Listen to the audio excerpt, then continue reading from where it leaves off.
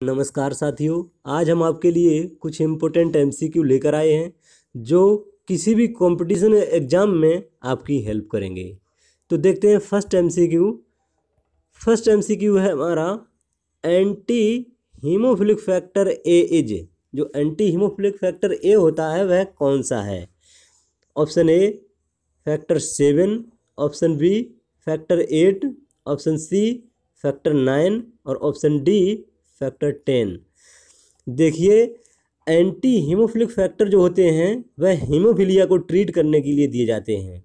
तो हीमोफीलिया जो factor A होता है, हीमोफिलिक एंटी हीमोफिलिक फैक्टर ए जो है वह हीमोफीलिया ए को ट्रीट करने के लिए जो फैक्टर दिया जाता है उसको हम एंटी हीमोफिलिक फैक्टर ए कहते हैं। तो एंटी हीमोफिलिक फैक्टर ए जो होता है वह होता है 8।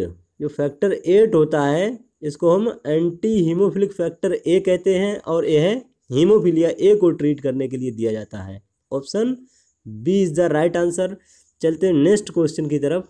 नेक्स्ट है हमारा कोगुलेशन फैक्टर 7 इज। जो 7 नंबर पर कोगुलेशन फैक्टर होता है वह कौन सा है? Option A thromboplastin, option B accelerin, option C proconvertin और option D anti haemophilic factor.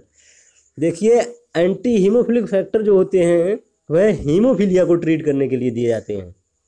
और जो थ्रोम्बोप्लास्टिन है यह 3rd नंबर का जो क्लोटिंग फैक्टर होता है उसको हम थ्रोम्बोप्लास्टिन बोलते हैं।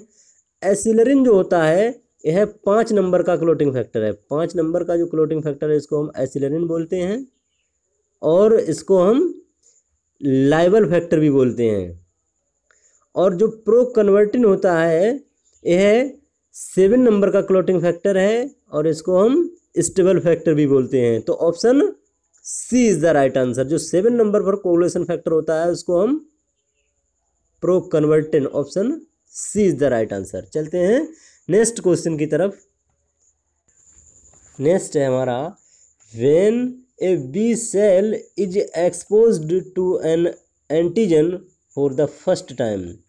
जब पहली बार बी सेल किसी एंटीजन जैसे बैक्टीरिया वायरस से पहली बार बी सेल एक्सपोज होती हैं या आमने सामने होती हैं तो क्या होता है? Option A primary response occur, option B primary response take 1 to 3 hour to become effective, option C the B cell divide to form plasma cell and T helper cells, option D the B memory cells produce antibody. देखिए, जो option D है B memory cell, जो memory cell वह secondary जो response होती है उसमें involve होती है, फर्स्ट टाइम में इसका कोई इन्वॉल्व नहीं, तो ये गलत हो गया। ऑप्शन सी जो है the B cell divide to form plasma cell and helper T cell. Helper T cells जो होती हैं वह टी सेल होती हैं, ना कि बी सेल्स। और ऑप्शन बी जो है the primary response takes 1 to 3 hour to become effective, 1 to 3 hour to become effective. तो जो प्राइमरी रिस्पॉन्स होता है वह 1 to 3 आवर बिकम इफेक्टिव, ये भी कोई मतलब नहीं है। और जब एंटीजन से B cell first time expose होती हैं तो प्राइमरी रिस्पॉन्स होता है, वह क्या होता है? Primary response occur. Option A is the right answer. चलते हैं नेक्स्ट क्वेश्चन की तरफ। नेक्स्ट क्वेश्चन है हमारा anti haemophilic factor B is. जो एंटी हीमोफिलिक फैक्टर बी होता है वह कौन सा है? Option A factor 7, option B factor 8 और ऑप्शन सी फैक्टर 9 और ऑप्शन डी फैक्टर 10। देखिए, एंटी हीमोफिलिक फैक्टर वह होता है जो हीमोफीलिया को ट्रीट करने के लिए दिया जाता है और हीमोफीलिया बी को ट्रीट करने के लिए जो फैक्टर दिया जाता है वह एंटी हीमोफिलिक फैक्टर बी होता है। तो हीमोफीलिया बी जो होती है वह फैक्टर 9 की डिफिशियंसी से होती है और इसको ट्रीट करने के लिए जो फैक्टर दिया जाता है वह factor 9। Option C is the right answer. चलते हैं नेक्स्ट क्वेश्चन की तरफ। नेक्स्ट है हमारा वैक्सीनेशन प्रोवाइड इम्यूनिटी। वैक्सीनेशन जो होता है वह इम्यूनिटी किस तरीके की प्रोवाइड कराता है? Option A natural active, option B natural passive, option C active artificial और ऑप्शन डी पेसिव आर्टिफिशियल। देखिए नेचुरल एक्टिव जो होती है वह नेचुरल इन्फेक्शन से होती है, यह नेचुरल इन्फेक्शन से होती है। और नेचुरल पेसिव इम्यूनिटी जो होती है वह IgG और IgA के द्वारा प्रोवाइड की जाती है, जो मदर से फीटस में पहुंचती हैं। और जो पेसिव आर्टिफिशियल इम्यूनिटी होती है यह एंटीटॉक्सिन, सीरम और इंट्रावीनस इम्यूनोग्लोबिन के द्वारा प्रोवाइड की जाती है। और जो एक्टिव आर्टिफिशियल इम्यूनिटी होती है वह वैक्सीनेशन के द्वारा प्रोवाइड की जाती है। तो वैक्सीनेशन के द्वारा प्रोवाइड होने वाली इम्यूनिटी को एक्टिव आर्टिफिशियल इम्यूनिटी बोलते हैं। Option C is the right answer. चलते हैं नेक्स्ट क्वेश्चन की तरफ। नेक्स्ट क्वेश्चन है हमारा, factor 9 is also known as. जो फैक्टर 9 होता है वह और किस नाम से भी जाना जाता है? Option A Stuart Prower factor, option B Hageman factor, option C Christmas factor और ऑप्शन डी थ्रोम्बोप्लास्टिन फैक्टर। देखिए थ्रोम्बोप्लास्टिन फैक्टर जो होता है वह फैक्टर 3rd होता है। 3rd फैक्टर को हम थ्रोम्बोप्लास्टिन फैक्टर बोलते हैं। और जो स्क्वाट पावर फैक्टर जो होता है इसको हम फैक्टर 10 बोलते हैं। और जो हेजमैन फैक्टर होता है यह फैक्टर होता है 12 नंबर का फैक्टर, इसको हम हेजमैन फैक्टर बोलते हैं। और क्रिसमस फैक्टर जो होता है यह 9 नंबर का फैक्टर होता है, जिसको हम 9 एंटी हीमोफिलिक फैक्टर बी भी बोलते हैं। तो जो 9 नंबर का factor 9 is also known as Christmas factor. Option C is the right answer. चलते हैं नेक्स्ट क्वेश्चन की तरफ। नेक्स्ट है हमारा, von Willebrand factor is secreted by. जो बोन विल्ब्रांड फैक्टर होता है वह किस से सीक्रेट होता है? Option A liver, option B kidney, option C vascular endothelium और ऑप्शन डी एड्रिनल।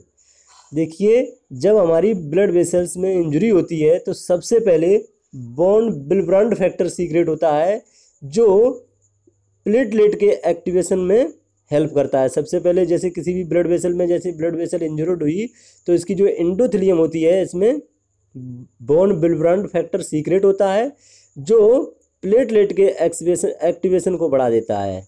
सबसे पहले प्लेटलेट के एक्टिवेशन को बढ़ा देता है और कोगुलेशन में हेल्प करता है। तो ऑप्शन सी जो है vascular endothelium von Willebrand factor का सीक्रेशन करती हैं। तो option C is the right answer. चलते हैं नेक्स्ट क्वेश्चन की तरफ।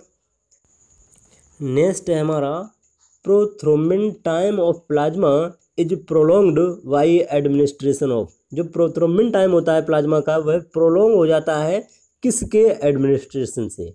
Option A vitamin K, option B calcium and vitamins और option C protein and minerals और ऑप्शन डी डाइकोमारोल्स।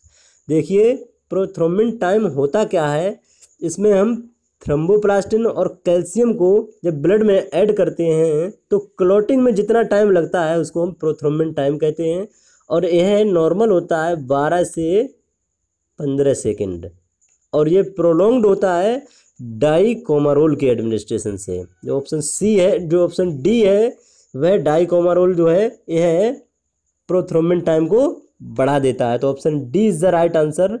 और यह विटामिन जो डाइकोमारोल है यह विटामिन के एंटागोनिस्ट काम करता है। जो विटामिन के होती है क्लोटिंग फैक्टर का सिंथेसिस करती है, उसके एंटागोनिस्ट काम करता है। ये क्या करता है, जो क्लोटिंग फैक्टर सिंथेसिस है उसको इनहिबिट कर देता है, रोक देता है।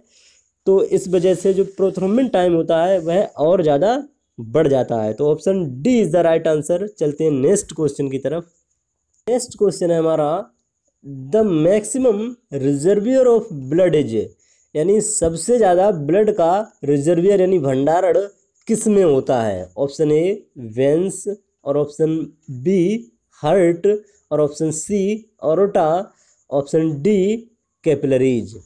देखिए अगर मैक्सिमम रिजर्वियर की बात की जाए तो इसमें रिजर्वियर तो सभी करते हैं, बट मैक्सिमम रिजर्वियर जो होता है यानी भंडारण ब्लड का वेन्स करती हैं। जो वेन होती हैं वह सबसे ज़्यादा ब्लड का भंडारण करती हैं। इसके पीछे एक रीजन भी होता है, इसमें लो प्रेशर स्टोरेज सिस्टम की वजह से क्या होता है कि सबसे ज़्यादा यानी 60 से 65% लगभग ब्लड का भंडारण जो होता है वह वेन्स में होता है। Option A is the right answer. सबसे ज़्यादा ब्लड का भंडारण कौन करता है? ऑप्शन ए, यानी वेन्स जो होती हैं वे सबसे ज़्यादा ब्लड का भंडारण करती हैं। तो चलते हैं नेक्स्ट क्वेश्चन की तरफ। नेक्स्ट क्वेश्चन है हमारा, biconcave shape of RBCs is helpful because. जो आरबीसी की वाई कॉनकेव शेप होती है वह किस में हेल्पफुल होती है? Option A, easily passes through capillaries. Option B, increase surface area for a given diameter. Option C, both A and B. और ऑप्शन डी, नॉन। देखिए जो बाई कॉनकेव शेप होती है आरबीसी की, यह इस तरीके से, जैसे आरबीसी का इस तरीके से ये बाई कॉनकेव होती है दोनों साइड से। ये क्या करती है? ये सरफेस एरिया को भी बढ़ा देती है और easily pass through the capillaries, ये दोनों में हेल्प करती है। तो ऑप्शन सी जो है वह राइट आंसर है। बाई कॉनकेव जो शेप होती है आरबीसी की वह बोथ ए एंड बी दोनों में हेल्प करती है। तो option C is the right answer. चलते हैं नेक्स्ट क्वेश्चन की तरफ।